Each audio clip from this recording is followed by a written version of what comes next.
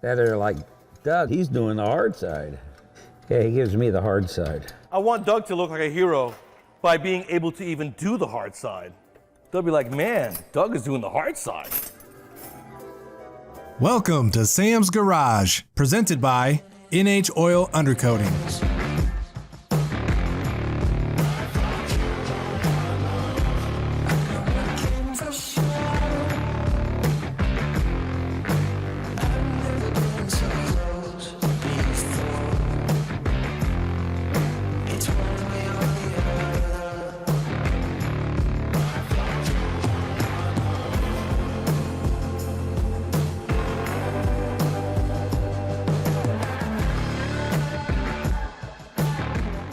On this episode of Sam's Garage,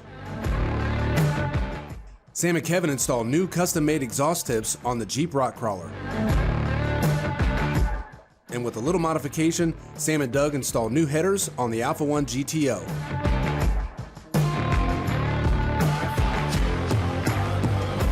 Travis gets a new winch installed on his Jeep Gladiator.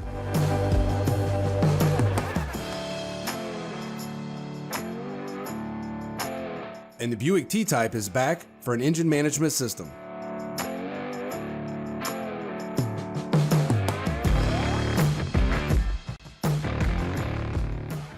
Kevin and Sam install new exhaust tips on the Jeep Rock Crawler. These are not your typical clamp-on exhaust tips. They are CNC machined and are designed to fit inside the rear bumper for that perfect finished look.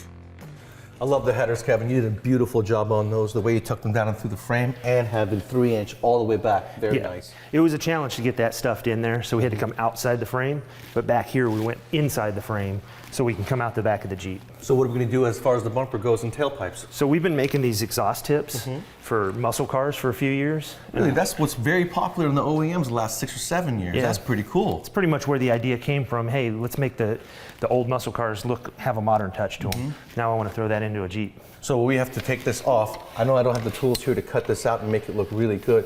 You're going to take it off and take it back? Yeah, I'll take it back. I'll lay it out in CAD.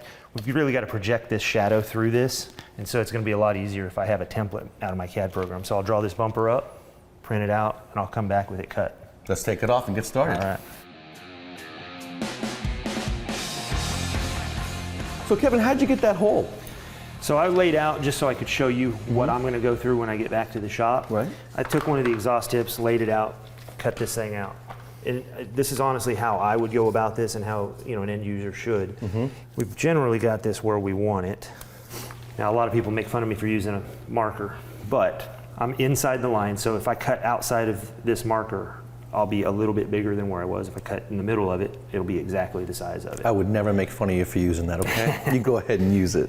Like I said, I'm not worried about anything in here because that's the area I'm cutting. So what would you use to cut that area out? Is it you just use a regular handsaw, or is the CNC machine going to do it?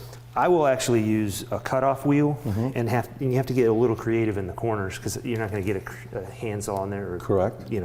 So maybe if you have a jigsaw or some sort of air saw, something like that. Got it. So then when we remove our pattern, you can see my mistake here. Yep. So we'll have a rough estimate of where we're cutting. I'll come back in.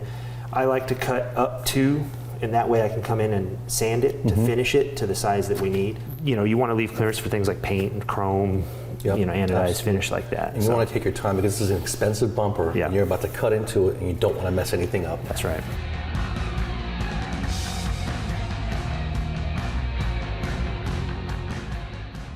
You did a nice job. Well, I appreciate that. I kind of know what I'm doing. That is crazy. Look how thick that metal is. Yeah, these bumpers are super heavy duty. Right. Now what I ran into is our standard product has a little bit of a curve to it and this length. Right. What I found out with this extreme angle, and after talking to friends that had the same issues using the product, when you put this in, you might be way back here and it's too deep. So I come all the way out here to get flush on this edge, and I can't cut far enough back. So what I came up with is a builder series. If you know you're gonna cut it, I don't need to waste your time and mine machining all these edges. Right. So you'll get a full 1.5 inch longer piece. That should give you plenty of stuff. Yep.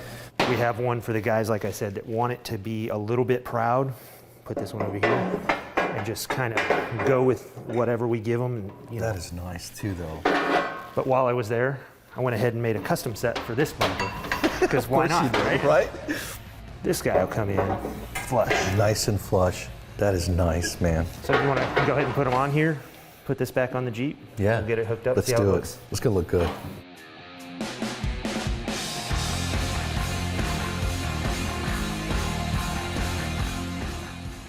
You know, Kevin, this is a real popular look. The last lift, like we said, 6 or 7 years, the OEMs have been doing it. But what you did, incorporating the exhaust pipe into the actual tailpipe, makes it so nice because you don't have a huge air gap like you would see. Yeah, I mean, we make premium products, and we want everybody to experience the nicest stuff they can. This is probably my favorite part of the Jeep right here.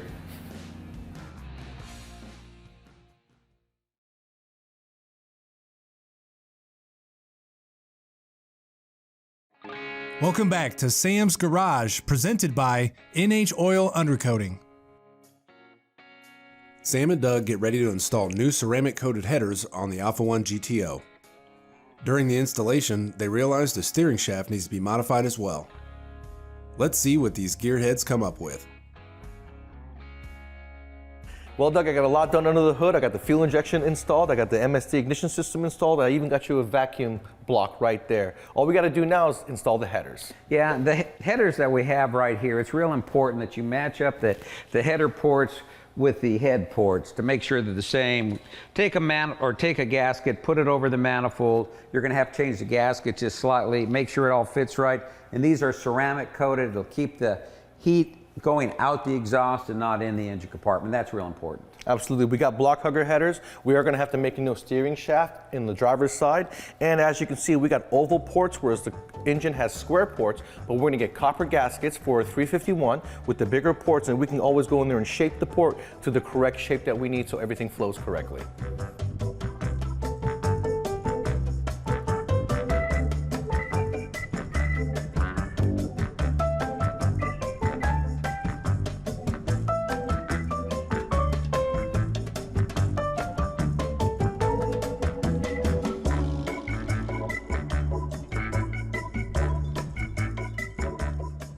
All right, Doug and I just got done mocking up the steering shaft because we had to run a new one in order to clear the exhaust header.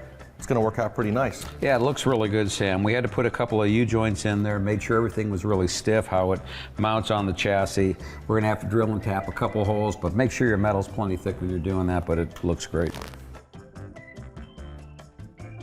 All right, when you're dimpling the header for clearance, it's real important that you use something round. We just went ahead and used this bolt.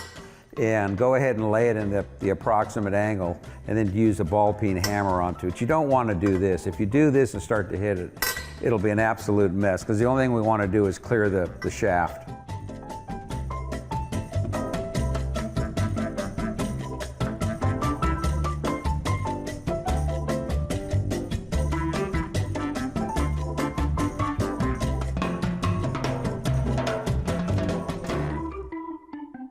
Okay, we've gone ahead and we've drilled the holes, and what we did is we stepped it up. I wanted to make sure that everything stayed on size, so you first start with a pilot hole, then we went to a little larger, then a little larger, and make sure you're using the proper drill size for the tap. The other thing is how thick the metal is. You want to make sure you can get at least 3 threads in off of the tap, and then it's plenty strong. If it's only 1 thread, it's going to pull out. Make sure you can get 3 threads. If not, you've got to use a nut and bolt. Putting on a little assembly lube, I just want something in here so it allows the tap to go all the way through without any type of galling or tearing. And it'll keep the threads very intact. We want to make sure we use what they call a thread gauge to make sure the threads are the proper Depth. Thank you.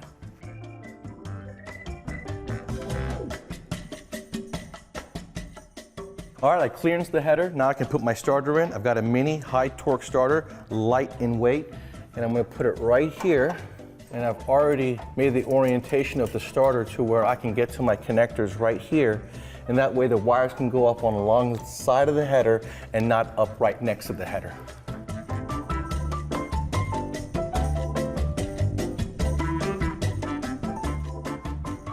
Doug and I got the headers completely installed. It was a little tough on that side, but all complete. Yeah, it was a little bit of work, Sam. We had to get everything mocked up. Then we had to do a little bit of indenting the header to get everything to fit quite right. but you know, it looks wonderful. It's a great set of pipes. Everything looks nice.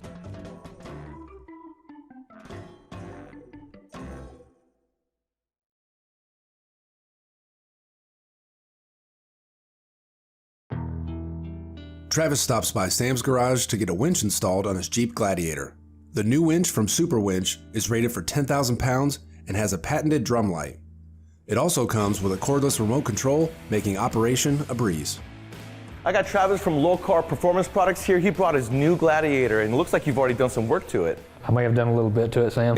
Sure, it looks that way. You take this off-roading a lot? Some. Yeah, I can see some scratches, some bruises where you've been really going out there and wheeling. Well, yeah, battle scars, if you will. But I've noticed you don't have a winch.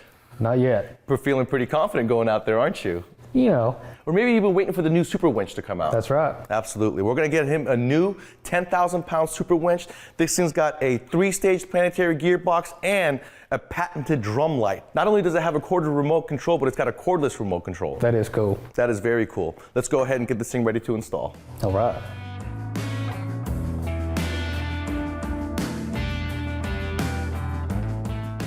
Well, I'm glad you already got yourself a winch plate in place, getting ready for this Super Winch. That's cool. Yeah, I try to do a little extra if I can. Yeah, because it saves us a lot of time. It's already fully installed, so we're ready to put that winch in place and we'll bolt it up from the bottom. Yes, sir. Let's do it. May have to go in an angle. Or take the bumper off.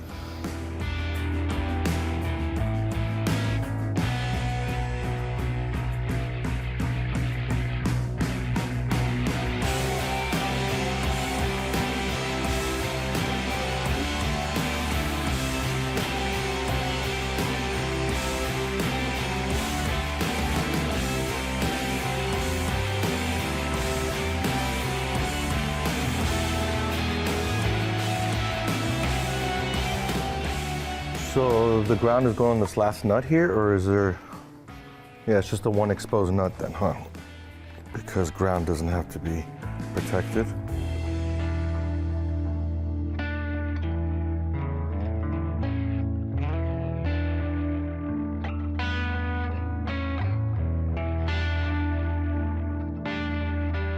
Okay, should we run the wires? Power and ground. Taking both to the battery. Are they able to go to the battery? Is this all the no?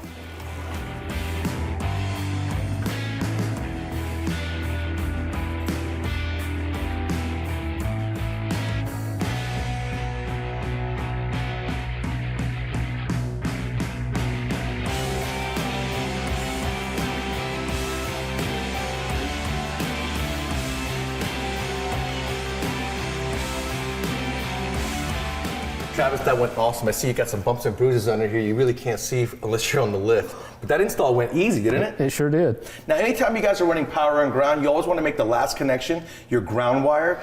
Your battery terminals should be tight, and clean. No wiggle whatsoever. On a Jeep, when that happens, it creates problems like as an ABS lights, and when you're going to program things, you may have an issue because you don't have the correct voltage. I see. It's very important. Gotcha. Go ahead and give that thing a shot. All right. That's pretty strong. That works pulled nice. my arm in.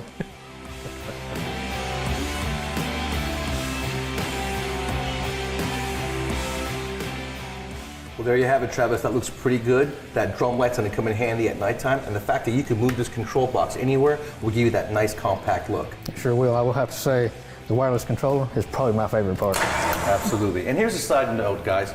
If you're lifting your car on a lift, you want to make sure that when you're going up and down, if you hit the ground, the car's got to be in neutral and the e-brake's got to be taken off, because as you go up and down, the suspension will travel and you want those wheels to move. If they don't move, when you come down, it'll inch forward. And if you do that enough, it'll come off the points where you lifted it, and that can get really dangerous real fast. I'd say.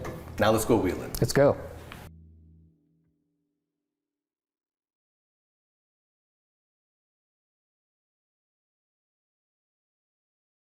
The '84 Buick T Type is back in the garage for a new engine management system from Holley Performance. You guys may remember this car from previous seasons. If you don't, it's a 1984 Buick T Type I've built with an LS engine, 6-liter in this case, fully forged with Brodix heads, comp valve train, big cam. It's also got an 83mm turbo and nitrous. In this case, I've got a Terminator X going into this car. And I'm going to be using the transmission controller because it's got a 4L80 in it. And I'm going to be using the fly-by-wire throttle, so I'm going to have to get an extra harness. Besides the extra harness for the throttle body, everything you need is going to be in this kit. You've got the main harness, you've got the power harness, you've got the transmission harness, and the display to be able to answer all the questions you need to get your car fired up. Now, the cool thing with the Holley system is, for you DIYers at home, you can get the car running in 99% with just the handheld. But let's say an application like this where I've got boost, I've got nitrous, I got to reduce timing when the nitrous hits. I could go in and download the Holley software onto my laptop and have complete control of the system and be able to manipulate anything I want with it. That's going to make it really nice, and that's why you see a lot of the drag racers using Holley on their ride. I'm going to start with installing the fuel injection sub harness. Now, in the kit, when you purchase a Holley, they give you a fuel injection harness designed for Bosch style fuel injectors, which are most your aftermarket fuel injectors and all the old school fuel injectors. I'm using GM fuel injectors in this case, so they do sell a sub harness for those injectors you will have to buy separately. Now I'm going to be installing the main harness, and you want to do a good job with this, keeping it away from anything that could cause damage to it, anything as far as anything sharp, anything hot, exhaust. You want to keep it away from those items. Now there is one tip. The LS engine has two types of crank sensors, cam sensors. This one is an LS1, 6 liter, and it's got a 24 tooth reluctor wheel, and in this particular case, the cam sensor is going to be in the back where the oil pressure sensor is. On the LS2s and LS3s, they've put the cam sensor in the front timing cover, and they put a 58 tooth wheel on the crank sensor. Now, there are two different ways these things function. You can't just replace the cam sensor and then change the harness. They work, one of them works on a 12 volt system, one of them works on a 5 volt reference system. So it's very important that you order the correct system for your application, because the main harness is designed for either a 24 or a 58. I got my wire harness all buttoned up. I got the computer bolted up. I've got my power wire on it next. As you can see, Holley gives you plenty of power wire to, let's say you have a remote located battery in the trunk, it's going to make it there. You want to make sure to hook up the main power straight to the battery, power and ground. I have a junction box right here as far as the fuse holder goes, and I've got an open spot right here. I'm going to take my power from there. Now, the transmission harness and the main harness has some wires that you have to adapt to the car. This is an engine swap, so we're going to have to go inside the car. We're going to have to find switch power under cranking, and we're also going to find a constant for the memory, and we also have to power up the transmission. It's going to have a ground, a constant, a switched power, and this is going to be for the Dakota Digital to tell me speed input, okay? In this particular bundle, we have the TAC output, we have the switched power as well, constant power, and we also have fuel pump wire in this. Now, the harness that they build from Holley comes with all the relays and the fuses you need to make everything work. So you guys don't have to add anything. All you have to do is terminate the ends and connect them to your components.